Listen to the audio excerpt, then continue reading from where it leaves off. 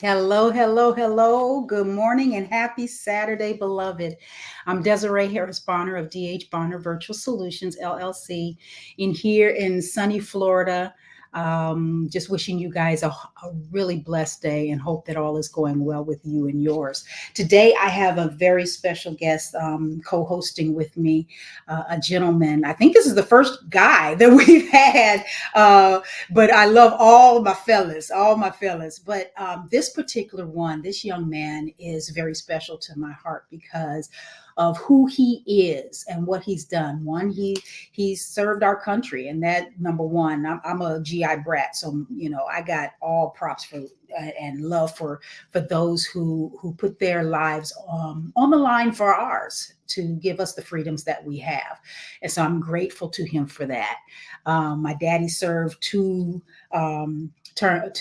whatever they call them. I'm sorry, David will tell me what that's called in Vietnam. Tours, I think, yeah, they call them tours.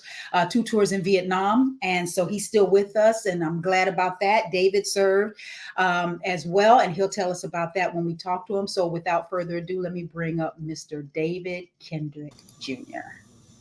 All right. How you doing? Thank you Hi, for sir. having me.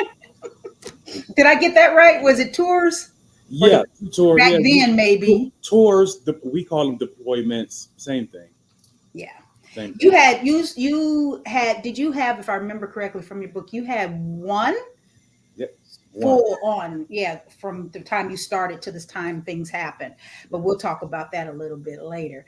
What I want you to do though is take a moment and share with the audience, whether they're listening now or they'll be listening later, and tell them about who you are and what it is that you do. All right. Well, David Kendrick Jr. You're in sunny Florida right now. I'm in hot Atlanta. Originally from Rochester, New York. Joined the army at 17. Technically, I was in a delayed entry program. Joined as a Cavalry Scout and proudly served. I earned my Purple Heart here. I was in from 2007 to 2010, and I went through a little transition period trying to find out who I was after the military. And I did that, and I started speaking about my time in the military and about PTSD and things that I was going through.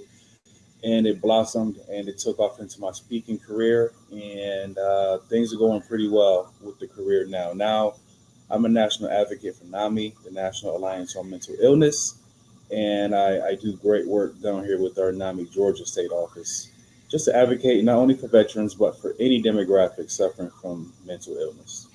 That's a powerful thing to move into. How did you shift from military service, without talking about what actually happened, physically happened, but the mental state of what shifted for you from moving from a mental, physical guy Hmm. to working as an advocate? Yeah, yeah. In the military, I was a grunt, what they call a grunt, doing all the grunt work, all the hard work, literally fighting on the front lines. And after I got out, there was a period where I was trying to do different things and find out what I was good at. And actually, somebody told me that I was a good advocate for others in a group therapy session, out of all places. Okay. They said, David, you do such a good job telling your story. We want to pay you to try to tell other people's stories who just don't know how to do it. And that's where it took off. And I get my reward from doing that when I'm done speaking and I walk off stage and people come up to me and they shake my hand and they say, "Hey, I was going through the same thing," or my son passed away from suicide, and you gave me a little glimpse into what he was going through, and I want to thank you for that. Wow. Yeah. How important do you feel that mental health is for our, not only our veterans, but also just our corporate our corporate grunts, Yeah. um, Yeah. for housewives, for Yeah. how important do you feel that is, or do you feel that there's any differences depending on what you're doing and who you are? No. Basically, when I talk to people, everybody's burned out and tired. A couple years ago during the pandemic, I was certified. Well, I am certified in mental health first aid, and so I was talking to a bunch of people on the hotline throughout the entire country. And a lot of nurses and doctors and CNAs were really burned out, and they were struggling with their mental health. And there was a big spike in the number of suicides in the hospital or in the hotel, or not hotel, but in nurses and doctors and CNAs and things like that were committing suicide because they were on their own front lines getting patient after patient after patient, and then having to worry about, well, do I have COVID? Because this is during the time when nobody knew what it really was, Right. and people were just flocking to the hospitals, and they were all burned out. So, yeah, so mental health is very, very, very important. I actually one of my most read blog, but is never commented on, is on my website. It's called "I Quit My Job to Save My Mental Health." Mm. And I was working for a big Fortune 500 company down here in Atlanta. They said, "Hey, we love veterans, yada yada yada. We're a military friendly employer," and they got me in there, and I was just a number. I was just how many sales did you get today? And that's when I learned. I learned how to advocate for myself there as well, and for others, because I have a disability from my injury in Iraq, and there were some things going on that said this isn't right, and everybody else knew it wasn't right either, but nobody wanted to do anything about it. And I said, well, I am, so I went down to the EEOC and I advocated, and I got my desired result. Then when I went back to work, everybody was looking at me like, well, what about us? And I said, you have to advocate for yourself. In that work, in that work environment, you have to learn how to advocate for yourself. Because when I'm speaking in the room, they kept, I kept saying, well, we, and they were like, well, David, there's no we here. It's just you. So, just learn how to advocate. Why do you think people are I understand the point of advocation, especially for myself. But Mhm. why do you think some people are put off from doing that or hesitant about doing that? Fear out of retaliation, losing their jobs, getting demoted, or just being seen as weak in the workplace because everybody else has the same workload and it's just accepted. Hey, I got work too. Just do your work. And it's just the grind that we're in, especially after COVID. I mean, companies are still trying to make back the profits that they lost during Mhm. COVID. And I don't know. From from my experience, some people, public speaking is, they fear that, or they fear advocating for themselves, or they just maybe don't know how to do it. But these ADA laws and things like that are all in place for a reason, and we have laws protecting us, especially against retaliation in the Yes. workplace. Never be afraid to advocate for yourself. Never be afraid. I think the reason why I pulled that out is because a lot of, or many of the clients that I have gone through something, Hmm. right? So many of them are writing their memoirs or their testimonies, Hmm. right? And what I found is that common link is having the courage to tell your story, which is the same thing, having the courage to stand up for yourself. It's having the courage to tell the truth, Yeah. Yeah. right?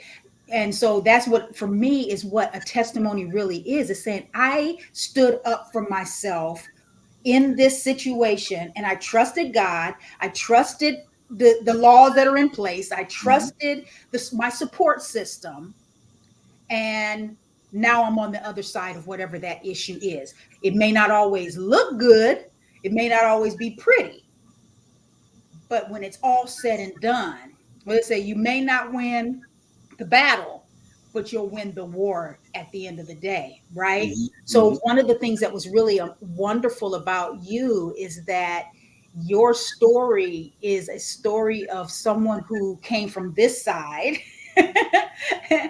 and then went through the situations that you went through to come out on this side. Hmm.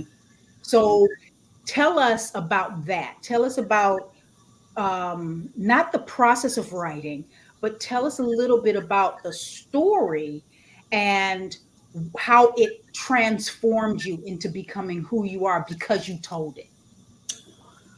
Well, I started writing, Calvary when, as soon as I got out of the military, because I lost friends, and where I'm from, Rochester, New York, man, it's the hood, and nobody wants to hear about all the stuff you done outside the hood, because if it ain't here, we don't care, and it ain't Okay. contributing to what I'm trying to get. We don't want to hear it.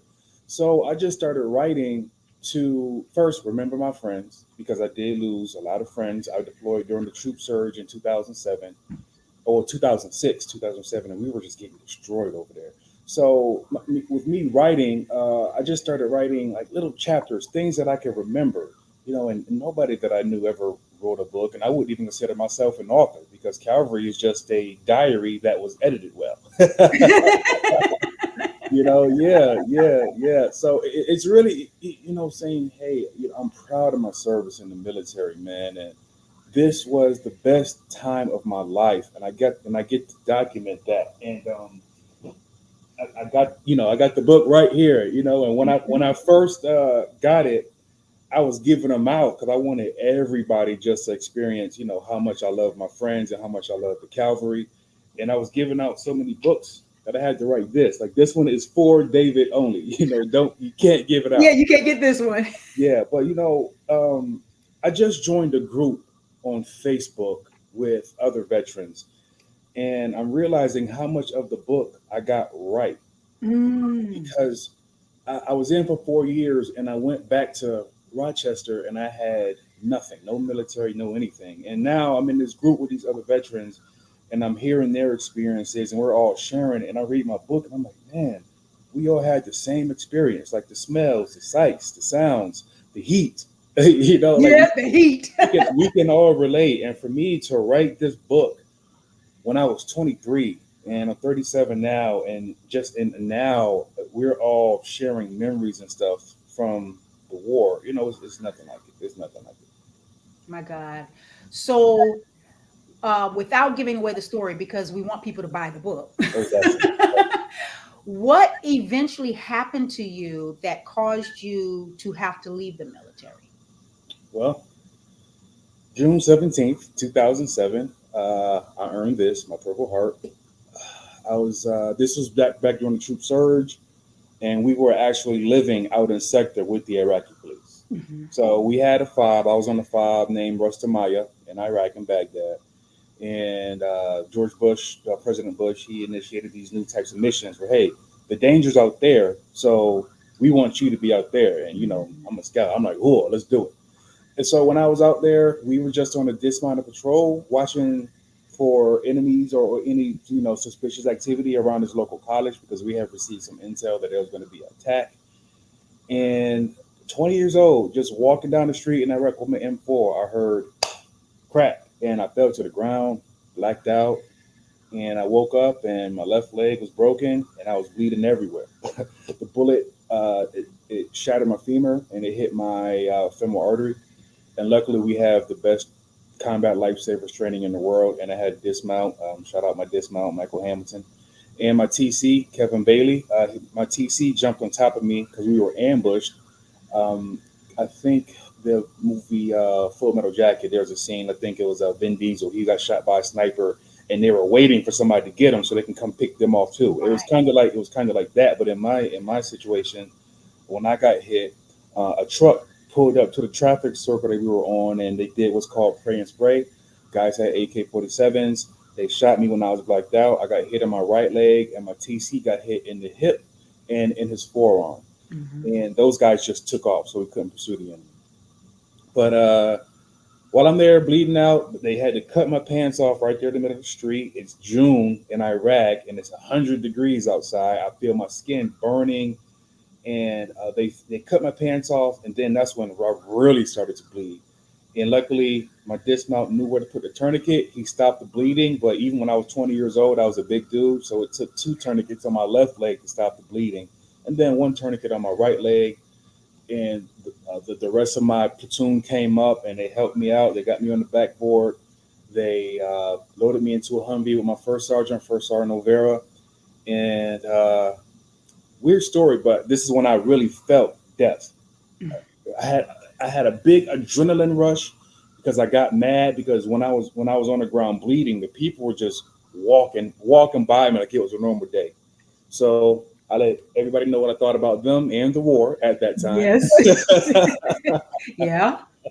I sure did, man. With some colorful words. Told him I was gonna go out like Jeezy, bury me a G.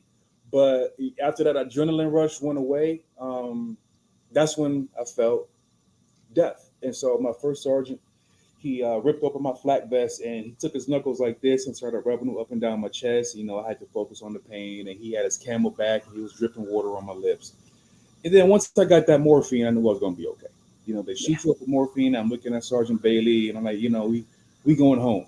We gonna be messed up, but we going home. Yeah. And that was me at 20 years old. Uh, Now the bullet clipped my sciatic nerve, so I can't move the toes on my left foot anymore.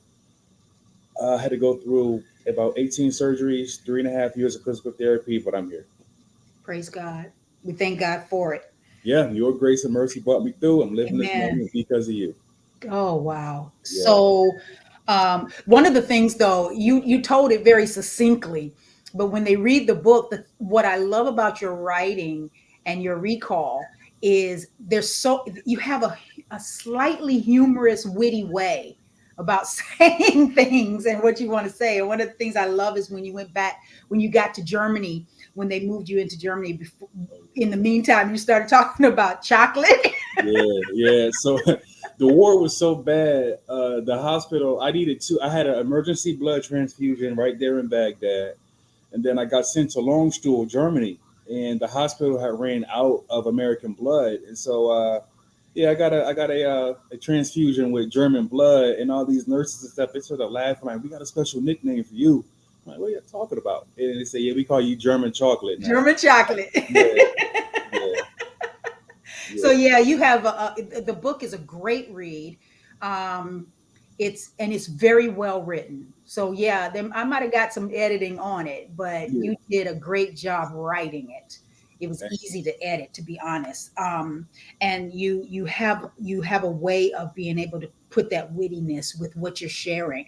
you. So if we couple that back with mental health and what you're doing, um, I know that the transition from out of the military, out of that situation, and the change in your physical body Mm-hmm. had to have a toll, right? So, how did you manage your mental state? It was rough, and for a while I didn't. I fell into the same pits that all veterans go through. I drank, drank. When when my unit got back, well, first the very next day after I got shot, Eric Snell was shot and killed in Iraq. I call him OG. He was shot and killed, and I had survivor's guilt because I'm like, that should have been me. OG got kids. I don't have any kids. I still don't have kids. But he was, my best friend. And then my unit deployed to Afghanistan, and I lost even more friends. Skuza, Griffin, my unit 361. They were ambushed in Afghanistan. I lost even more friends. So I was just down in the dumps, full of despair, and I was just drinking. And then when I got home, it was no better because my dad was basically, okay, all that military stuff over with now. I need help paying his rent. And I'm like, what? Yeah. So I drank there too, and I was going through so much. And things that were going through my head were unnatural. So I had to leave because I didn't want to end up doing anything that I regretted to my dad. So I Mm. left, and I stayed in my car for a while. But and I got pulled into a program, the Warrior Salute program in Webster, from General Mixon, somebody who I met in the book. He said, "David, I know you can use the help." So I still was even drinking in the program. And one day I attempted to take my life. I drank 2 bottles of Bacardi. I took some pills with them. I drove myself to the hospital, and I didn't even talk to him. I was writing notes. I, I, I said, "Save me if you can." And I woke up in the padded room, and the first person I saw was my mom. And I thought, oh my God, she done saw me come back from the war, shot up, going through that, and now she's seeing me after a failed suicide attempt. You can't do this to your mom, because with mental health, it's like a ticking time bomb, and when it's just just like a bomb in Iraq. But when you explode, that shrapnel is going to hurt the people closest to you. And in this case, it was my mom. I said, you can't do this to your mom, man. You got to get some help. That is a powerful line. That is like a ticking time bomb, and it's the shrapnel that impacts and affects and hurts those that are closest to you. Mm-hmm. Wow, I'm having to Selah on that one for a minute. Yeah. Yeah, because that's a truth, and for me, like today is the anniversary of my firstborn son's passing. Mm. He passed last year, so he'll be forever 40 for me. And so I was like, how am I going to get through today without, which, collapsing? And I realized that it's okay not to be okay, because what he did has that impact. It has impacted my life, and it will forever impact my life. Um, and so I tend to think of mental health in the case as, for me, is it's not that I try to do something to be better. I just have radical acceptance and then look to my support system Mm-hmm. to help me move through the moment till I can get to that next moment Yeah. where there's more peace. Yeah. Yeah. It's all about those moments. Yeah. Yeah. Because life be lifing. It do. And it is not going to stop. And it's not going to stop. You need it. You got to have that toolkit ready for, hey, I'm going through something right now because I just got done speaking at NamiCon.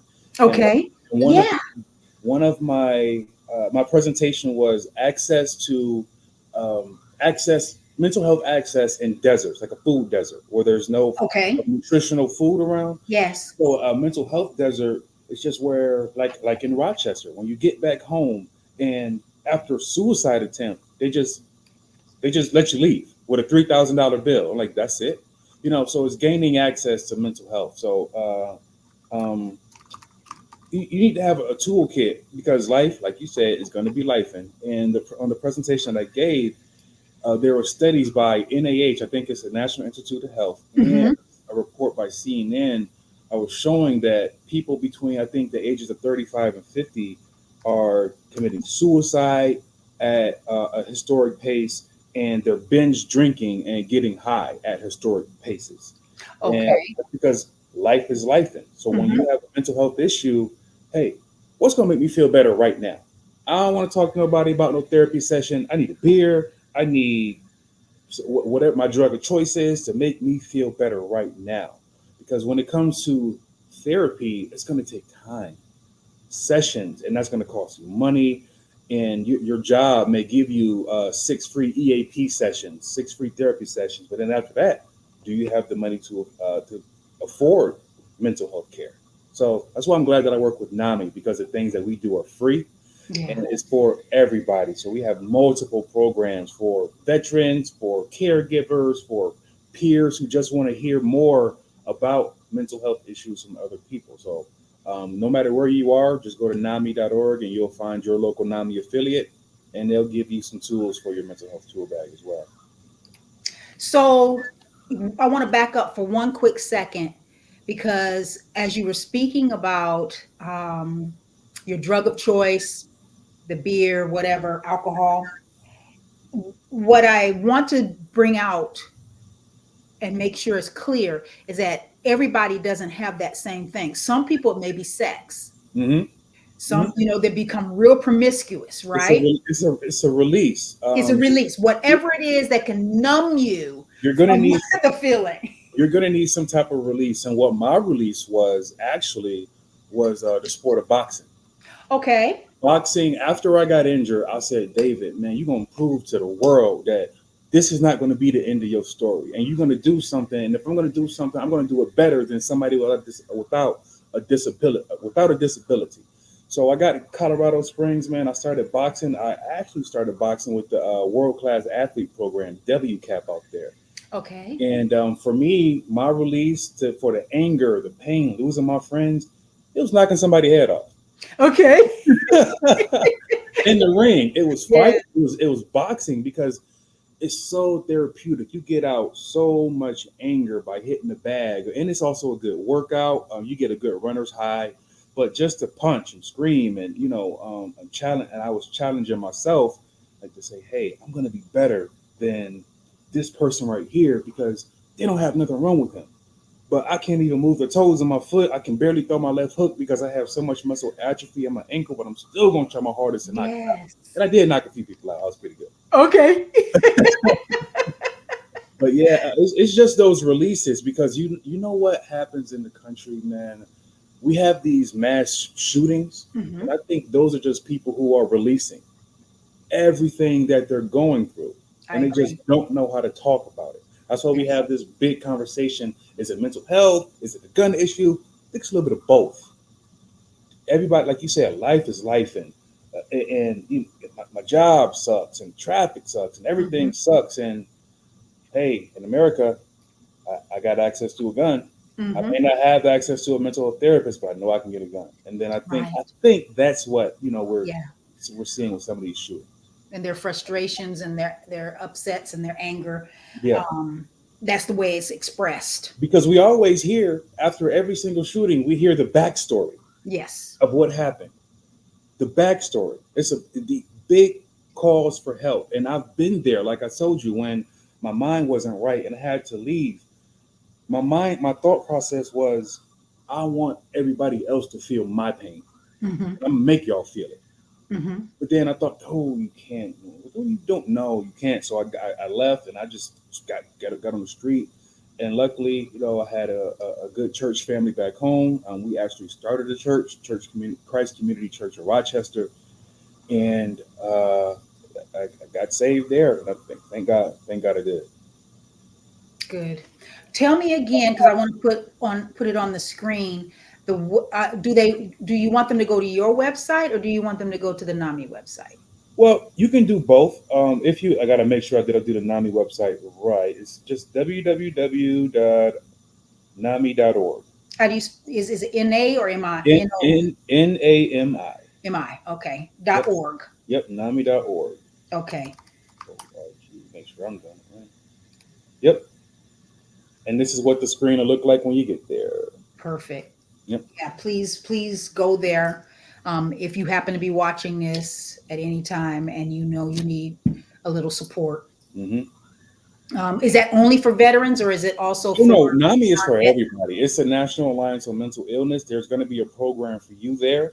No matter if you just want to support, if you want to volunteer, you want to see what programs that we have to offer. Everything is free, and we have affiliates in all of every single state. So find your state, find your local NAMI affiliate, and if you don't have one, talk to somebody about getting one. Because what I found, and when I was giving my presentation on mental health deserts, in a lot of rural America, like Kansas and things like that, farmers are committing suicide Yes, yes. because they don't have access to the mental health care. That's something that I found out about, and so that's for me. That's something that I'm going to try to work on.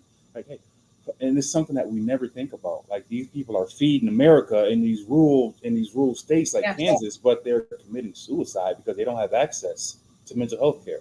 How can you feed America, but we can't give you the access to the care that you need? Yeah, what happens when you're in the spaces like that and you're not, I think this is a very, very recent current Hmm. situation where they're Hmm. not getting rain Right. and crops are dying. Yeah. Yeah, and that's their life. That's You their know. life. That's their livelihood. Yeah. Global Exactly. warming. Yeah. So, yeah. And then what is your website, sir? It is www.dkendrickjr.com. .com. Mm-hmm. Excellent. And they can get the book from there. You can get the book on Amazon, but there is a link to it on my page as well. But yeah, you can definitely get the book there. Find out what I have going on as well. I do speak all around the country. I'm just really Atlanta is my headquarters, so I do a lot around the Atlanta Metro Atlanta area. But if anybody wants to come out, hear me speak, yeah, visit www.dkendrickjr.com. I'd be Excellent. glad to speak for you. Well, before we leave, I want you to have the last word. So, I want you to share a word of encouragement or a word of wisdom for anyone that's experiencing a issue even right now that may even be watching. Okay, well, there's hope. There definitely is hope. To use my story as motivation to motivate you. And if you're going through anything, suicide is never an option. I've been there, I've tried it, and it didn't work. It didn't work. It's never ever going to be an option. Find whatever tools you need to put in your toolbox and give them to other people as well, the people that are closest to you. Because when you're going through what you're going through, these are going to be the people who are going to be, you're like I was on the front lines. They're going to be on the front lines fighting for you. So make sure you have a good team around you. And don't be afraid to have to remove people from your team as well, because they can also be contributing to your mental health decline.